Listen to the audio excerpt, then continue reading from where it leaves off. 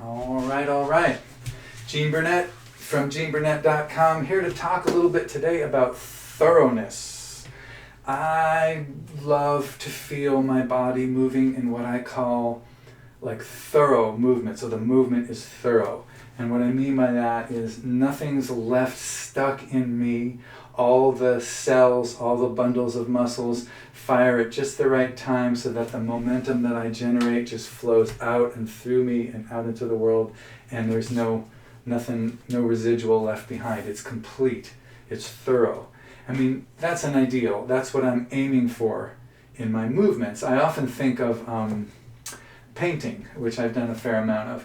When you paint a wall, particularly if you're using a brush, but this also applies to rollers. I just like the brush analogy because it's a little harder to do with a brush and it focuses my mind a little more. But if you dip the brush in the paint and then do it fast on the wall, it's not going to be thorough. You're going to leave lots of little holes behind. Same with a roller. If you go too fast, it's not going to be thorough, and you're going to definitely have to do another coat and maybe even another one if you're not thorough enough.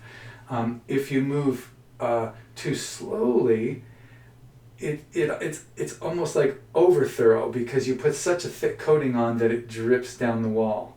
So I want to put enough momentum through my movement and carry enough of me with me so that movement is thorough, so that if I was smearing paint, I'm putting it on the wall in such a way that it covers the wall but it doesn't drip and it doesn't leave holes. It's a thorough movement. Right? Which really means to me connecting my legs and my core and my arms, and having the leg be the primary mover, the core being the secondary mover, with the arm being the final and last mover. So when I connect those things and move in that way, it feels more thorough. A lot of it has to do with, for me anyway, with containing the momentum more than I think I should. I think I should just let the momentum go, but it's not thorough. I feel incomplete here. If I contain the momentum a little bit and let it go a little bit later, and then catch or recover my neutral posture a little sooner, then I feel like the movement is thorough. Like a really thorough push. Meets what it's going to push, senses its weight and mass, uses the leg to uproot a little bit, or at least to get it up off the ground a little bit, and then follow through with your push. And if it's thorough, there'll be nothing left in you. This is what golfers talk about when they hit the perfect swing.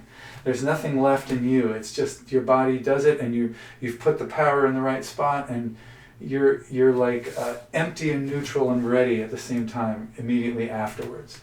Same with a pitch. Pitching is a great example because when you're throwing, like if you practice,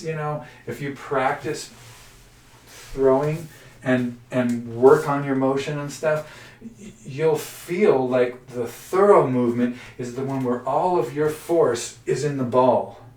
And it's not, there's no pain or catching in your body. It's a thoroughly complete movement where it's all in the object that you threw. And there's nothing left in you. A thorough draw of a bow. You feel as though everything is drawn, like there's no wiggliness in it. You feel like it's as thorough as you can get it. And as much of your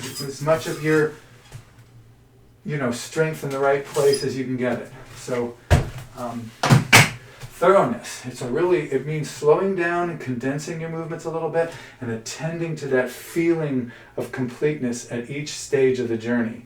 Tai Chi training, of course, we do this very slowly because that's our training method to work on posture, relaxation, flow, and breath. In our basic training anyway, is to do that very slowly.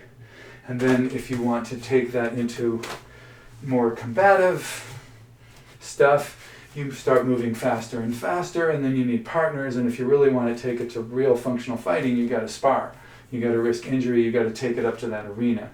This thoroughness doesn't just automatically translate to the next arena or the next level of progress, but it is very, very helpful. Like if you can do a slow motion thorough punch, and then when you start hitting things, you'll realize, oh, that's another world, but your thoroughness that you developed in your in your own solo practice will help, and that'll bridge the gap. And then pretty soon your punch against the pad will be thorough, and then you can move it around, and then you can hit it on the move and still be fairly thorough.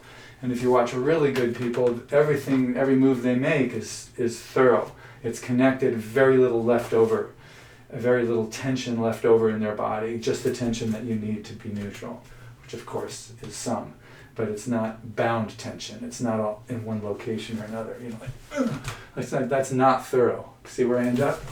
Not thorough, right? Thorough, empty at the end. Like I feel thorough. Like all, you know, it might not be as thorough as you or as thorough as someone else, but for me, by my standards, you know, it's like I got a pretty shaky nervous system. It's not inherently stable, and it's not inherently accurate. I've had to install a lot of software to counter my natural shaky, unstable, error-prone nervous system.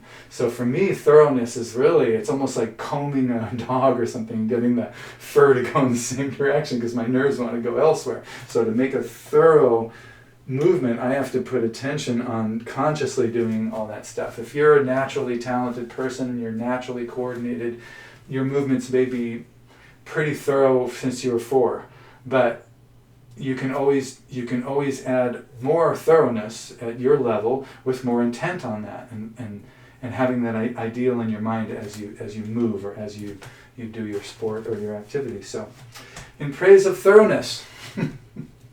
I'm making these videos to be helpful. I got no ads on my channel. I do have a tip jar down there in the description, and I have tip jars all over my website, GeneBurnett.com, but not necessary, just an option.